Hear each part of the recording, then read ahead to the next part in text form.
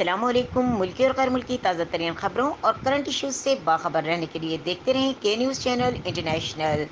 रुख करेंगे साहिवाल का, जहां से रिपोर्ट कर रहे हैं हमारे नुमाइंदा खुसूसी अली रज़ा।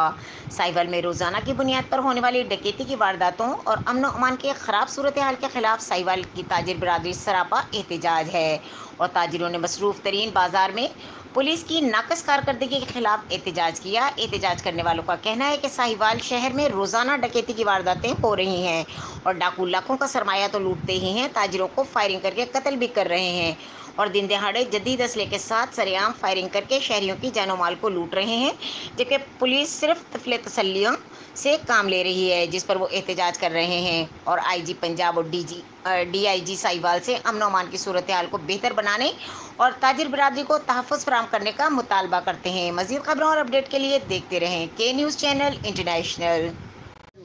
बिस्मिल्लाहिर्रहमानिर्रहीम। आज साहिवाल चौक उम्र फ़ारूक में एहतजाजी तहरीक का ऐलान किया जा रहा है कि साहिवाल में दौरान डकैती मज़ामत पर दुकानदारों को, ताजरों को, सनतकारों को कत्ल किया जा रहा है। आए रोज़ डकैतियाँ हो रही हैं, कोई पूछने वाला नहीं।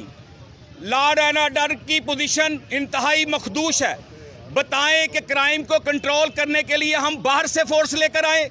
साहिवाल डिवीजन में फोर्स नहीं है, अवाम महफूज क्यों नहीं है?